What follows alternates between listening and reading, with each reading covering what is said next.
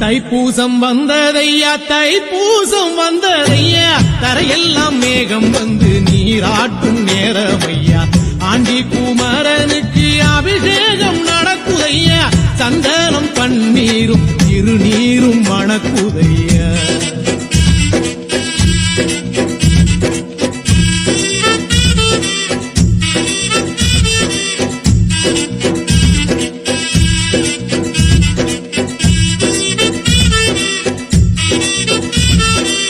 தங்கரதம் ஏறிடுவான் தன் கோயில் வலம் வருவான் வெற்றி வேலை ஏந்தியவன்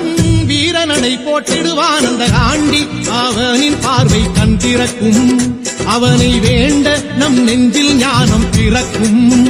கதவு திறக்கும் காட்சி கிடைக்கும்.